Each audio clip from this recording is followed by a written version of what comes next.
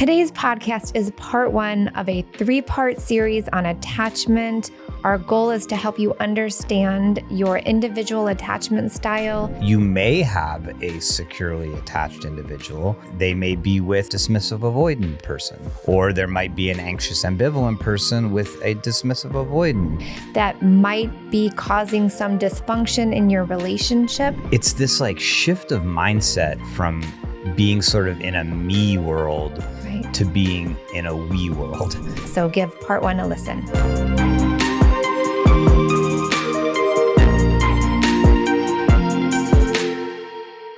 Hello, everyone, and welcome to the Relationship Renovation podcast. I'm Tarah Kerwin. And my name is EJ Kerwin. And, the first thing I want to do today is, we talk about a lot of tools and shifts that we're sort of helping couples make and the challenges that couples deal with. And so I want to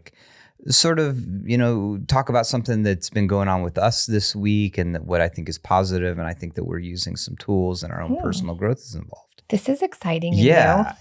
So we had a pretty significant shift, and we talk a lot about blended family stuff. Mm-hmm. We had a pretty significant shift this year in our custody schedule, where we went from this kind of like weird like 3-day, 4-day, 4-day, 3-day thing to like a week and a week, which is overall been a positive thing. Yeah. But we talk a lot about here that change, that transitions are ouchy periods for couples. Right. And I think it definitely for us was hard. Yes. Was hard. It was a big shift. It just changed even that day or so. It just like changed dynamics between the two of us. And for me, it was just because, 4 kids is more than 2 kids. And there's a lot of food and laundry and dishes that go along with 4 kids. Love it. But when it was like 3 days or 4 days, it was doable. And then when you have like 7 straight days, it just felt like, oh my gosh, I've never done more dishes and laundry and cooking in my whole life. So it just felt like that extra responsibility. It just felt like more responsibility. But I think now that we're, 4 months into it, it's starting to 4 months later. Well, and I just, so the one thing we tell couples is when your partner is doing something that is really positive and you appreciate it and you notice it, make sure you tell them and I've honestly not always been great about this. Is sometimes I just like internally will be like, oh, that's nice. And then I don't tell you. Yeah. That's a lot of couples. Yes. And so I've definitely seen this week that you're trying to do things differently. Thank you. That the way you're managing stress in the mornings and that you shifted the way you sort of are sort of like, I don't know, like managing your relationship with the boys, with the older boys. And at first it was a transition for me too, because it felt different. But then I've really seen this week that it's been extremely positive. And it means a lot. It means a lot. It means a lot just in like, I feel like a lot of less conflict this week in our relationship. But it means a lot because one of the hardest things has been like when you're struggling in your relationship with the boys, it's hard. It makes me feel sad because I love them and I love you. And so it puts me into this place of like a lot of inner conflict. And like, it just means a lot. Like I've seen you just be really, really sweet and kind with them this week. And I appreciate that. Like it really means a lot. I think thank you for that. Thank you for recognizing that. And I think it's important to, I want to be able to like have my share of emotions, whether they're uncomfortable or comfortable. And I do get triggered with blended family stuff. And I hope that's still okay. Of course. But yes, I'm for sure working on being a safe space, being a special person, not a step parent, because that is not my role. And it's taken me a lot of therapy to recognize what my role is. And I'm trying to be very mindful when I'm folding clothes, cooking, and doing dishes. I practice mindfulness, and it's actually really helping. So thank you for recognizing that. Yeah, thank you, Tara. So today, is it okay if we jump into the topic? Let's do it. Let's go. This is actually going to be a 3-part series, and it's my baby. I love it It's all about attachment theory, different types of attachment, how that impacts you on an individual level and within your relationship. It is the backbone of our work that we do at our counseling center. And again, there's so much to it that we're making it into a 3-part series. So the way we kind of broke down for part 1 is just defining what attachment theory is and kind of naming the different styles of attachment, which we'll actually start defining more in part 2. But we just wanted to kind of give this introduction.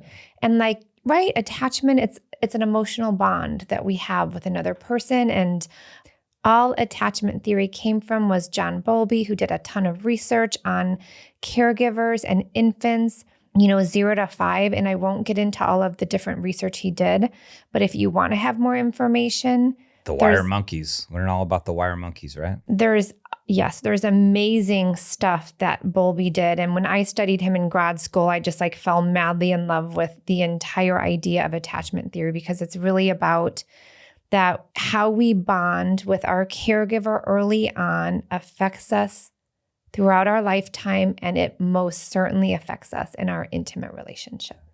I mean, this is what we, when we meet couples for the very first time, even when we do consultations with couples where they come in and they tell us about what they're struggling with, and then we tell them about, or our therapists tell them about how we're going to approach the work, in the most kind of simple layman terms, we just say, your past affects your present. The way you saw people give and receive love, the way people manage stress, and how that affected your sort of living as a young person, that we are adaptive creatures. We adapt to our surroundings, and those adaptations oftentimes help us at one point of our lives, and then oftentimes in intimate relationship, they create problems for us. And so, couples come into us and there's some problem. There's some problem that they're dealing with. They're struggling with their communication. They have issues with a blended family. Their intimacy is disconnected. And they just sort of look at each other as well, this other person is doing this and they need to stop this. And, right. and what we try to do is we try to expand their perception. We try to help them build insight and understand that there's certain patterns of emotion and behavior and thought that were formulated as young people that they're just auto-playing now in their intimate relationship. And unfortunately, though, oftentimes the two individuals in relationship, it doesn't, it's not like a puzzle piece, and it doesn't fit super perfect. In fact, it's clunky and bumpy and agitating. And because there are very deeply ingrained patterns of behavior, they're so automatic. They're not in our full conscious awareness. And so again, our job in supporting couples is helping them become more aware of some automatic thoughts, feelings, behaviors that are basically developed from our attachment style. Yeah. And so there's going to be 4 types. The first type is secure attachment. Oh, we all love that. Secure attachment is amazing. It's the healthy attachment. Couples have awesome communication and, healthy love. And actually 50% of the population, which surprised me when I did the research, has secure attachment. And I think it surprised me because, we don't see a ton of securely attached couples in our practice, but my gosh, do they end up leaving? Building secure attachment, which is why we're doing this entire podcast series, because we want to help you understand what securely attached relationships are and how to help you and support you in getting there. And then the other 3 types are all listed under insecure attachment, right?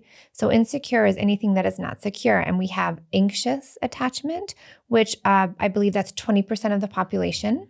We have dismissive avoidant attachment, which is 25% of the population. And then we have fearful disorganized attachment, which is about 5% of the population. Again, in our second part of this, we'll be going really deep diving into all of these and what they mean and how it looks like in childhood and how it shows up in your adult intimate relationships. But for now, those are the 4 categories we're going to talk about and get deeper into part 2. And in the dynamic of a couple, there's going to be, a combination here. And that's sort of what creates that clunkiness, and that's what creates the conflict. Is you may have a securely attached individual, and they may be with a dismissive avoidant person, or there might be an anxious ambivalent person with a dismissive avoidant, and so, it's that sort of cocktail of these attachment styles that create issues within a relationship. And it's, really children from dysfunctional families are the children that develop the insecure. Attachment styles, again, will go more into what that childhood development looks like. But securely attached folks usually have that really healthy family of origin that, needs were attuned, and they usually find a securely attached partner as well. But I want to say one thing, that we might have a predominant type of attachment style, but, we kind of weave through a lot of different ones. Like I know I weave through anxious attachment, which is my primary, but I also have been dismissive at times too. So don't get hung up on, I'm just like an anxious attachment or I'm just dismissive. Again, we flow through them, and our job here is to help you understand, because we know that understanding the patterns, you can help navigate your relationship with just more effectively. Yeah, and it's also like so important to, when you use a word like dysfunction, when we use a word like dysfunction, it has like this powerful, like sort of either or black and white feel to it. And so, especially because what we're talking about here is like 50% from secure attachment, really 50% from insecure attachment. There are many families who are very functionally dysfunctional. And so it's not like this black and white thing of like, you either have a dysfunctional family or you have a functional family, that I like to look at it as more of like a gradient, or a dial that your family might have just more avoidant tendencies, or there might be more anxious tendencies within the family. And it doesn't mean that you are broken uniquely, or that that there's anything unfixable, or your family was bad. It's just that not everybody comes from a really secure attachment within their family. And another big piece with this is attunement, right? Because it is about, how did the caregiver attune to the infant child, to their physical and emotional needs? And then our brain, our central nervous system, when we're younger, right? If we have something that feels soothing, that feels good. So now we have this soothing nervous system that starts to develop and gets regulated and feels healthy and secure. When our needs are not met, or they're not being attuned by our caregiver, we don't have that central nervous system development in healthy ways. And it becomes very confusing, and we have survival skills very early on. So I think we've given you a brief breakdown, and we're going to go deeper into anxious, dismissive, and fearful attachment in the upcoming episodes. But now what we really want to do is just, sort of talk about the aspiration, of where are we trying to support couples to get to? What does a secure attachment really, what does it look like? What does it feel like? And secure functioning is our number one goal with all of our couples and with myself, because I come from a very anxious attachment. And it's so interesting when we start to kind of unravel the couples challenges and we start talking about attachment theory, like you'll find out that they've maybe never had secure functioning in any relationship. And it's kind of like this, I didn't even think of it like this, and I don't even know what that would look like or mean. And then when we get to see couples right, leave because of their secure functioning. It's just this level of safety that they've never known because they've done the work on regulating their nervous system for each other and for themselves. Yeah. And for me, like experientially, and then also, clinically working with couples, it's this like shift of mindset from being sort of in a me world Right. to being in a we world, because I think that a lot of times people convince themselves that, hey, the way I'm dealing with life, the way I'm dealing with our relationship is secure and is the way towards peaceful connection. Yeah. But you're just not doing it my way. So like freaking stop, and to me, like the secure attachment was a big shift to like first recognizing some of my own patterns and that some of my coping mechanisms that maybe I thought were really effective were actually super disruptive. But they were your survival instincts. But they were my survival for instincts. Sure. And then beginning to look at things in a we pattern that you and I have to figure out a system of connection, a system of regulating during difficult times, of managing conflict that is attached instead of detached. I mean, that's really what it was for a long time. It was detached. It was like this tug of war between you and I, and we're getting better. And again, it's not a switch, not like, oh, now we're securely attached from this point forward. No, but there's not the threat anymore. That's huge. There's right? less. There's less. Yes. Yeah. I mean, there's always a threat, right? We're humans. This is our survival instinct brain.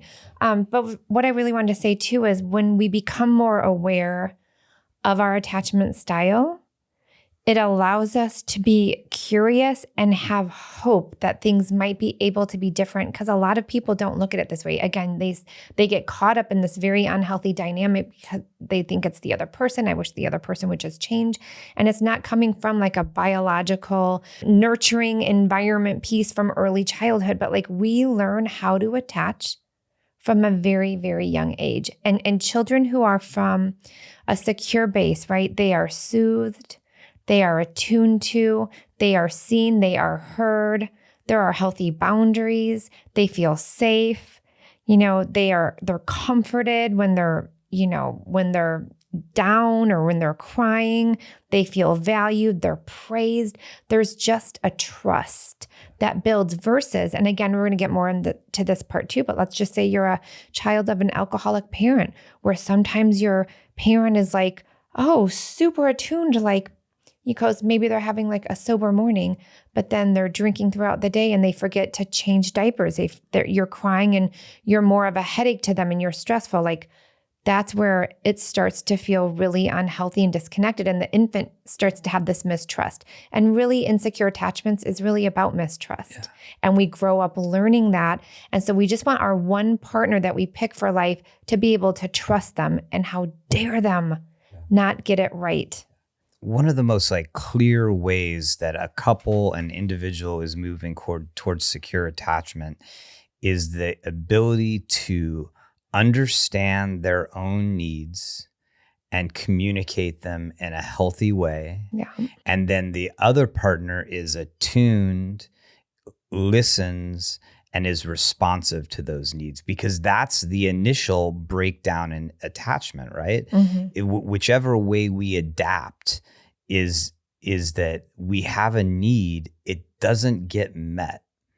And then we have to figure out, how do I survive without that need getting met? How do I get a need met myself? How do I just stop having it? Those are all the transmutations. And so in describing what a healthy attachment eventually looks like, is there's a feedback loop of two individuals in relationship who are having needs, who know what they are, who are communicating about it, who they don't always meet each other's needs, but there's an ongoing connection around that. Like, to me, that's the baseline, because I see so many couples come in where the needs of both of the people in the relationship are just just completely fractured. That they don't even, one person doesn't know what their needs are. The other person doesn't know how to ask to have their needs met. Right. And it's the idea that because when couples come in, there's a lot of defenses playing out, their survival instincts to protect myself.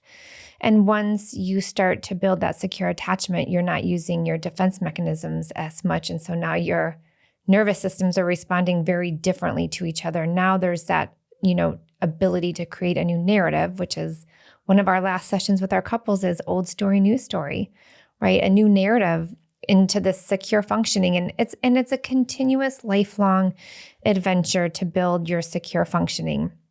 But we've kind of detailed what secure functioning looks like in adult relationships. And it's like you just said, ability to regulate emotions and feelings in the relationship. You're great at bonding, opening up to and trusting others because there is that sense of trust, like I will be taken care of. Knowing what you're about in life and what purpose you want to fulfill. So right there, I hear healthy sense of self, right? For both people. You can communicate your needs effectively, just as you said. You feel like you have an impact on the world around you. So you're this empowered, important person in a really healthy way because you were so valued by your caretaker or those that were around you. And so you feel like you really do have an impact on this world. Comfortable with closest and mutual dependency. Like, right? How many couples are like, I don't need anything, I'm good. Like, no, like having a secure attachment means like we have mutual needs and I can be dependent on you in a healthy way and you can be dependent on me in a healthy way. That's healthy. Not trying to figure this all out by ourselves. You're actively seeking and providing emotional support to your partner. Instead of like, go figure it out on your own, that's a you problem. You're working as a team to figure out what is happening. How can we support each other when life gets really difficult instead of getting off the team? We're on the same team. We're constantly reminding couples of that. You're on the same team, guys. You want the same thing. You're comfortable being alone. This is important. Comfortable being alone and using that time to explore. Individuality. A lot of couples with insecure attachments feel like they're either codependent, they've lost their individuality in their relationship, now they feel resentful. Secure functioning couples are able to have their own thing that they do, their own friends, it's okay, and then they can come back into the relationship as well. So they're able to keep that individualistic piece of themselves. And they have healthy boundaries around that. Yeah. And then the strong capacity to reflect. Oh, this is huge. Sorry. The strong capacity to reflect on how you are being in a relationship, right? Again, couples, individuals with insecure attachment, it's the other person. Yeah. It's that accountability that it's like, it's such a process to help couples to get to that place of self-reflection and seeing their own stuff. Someone who has a secure attachment is like, did I just hurt you? Help me understand what just happened. I'm going to really try harder to do better next time. That was not my intent. We have to coach couples over and over around this because taking accountability is such an important part of healing and becoming secure functioning in your adult relationship. So that is what secure functioning looks like. That is our goal for every single couple that listens to this or that comes into our center and for our own relationship. And so we're going to delve deeper because this is, I mean, you can spend a lot of time understanding this. There's a lot of wonderful books. One of them is Attached, is a fantastic book for you to get if you're like, yeah, I want to just like today, I want to learn more about this. So I would definitely check out that book. And then also, I just want to speak about the fact that like this is a process, this is a process. This is not an insight that instantly changes you or your relationship. And at our center, we have a group of therapists who help people through this process. We have a method that we know gets people there.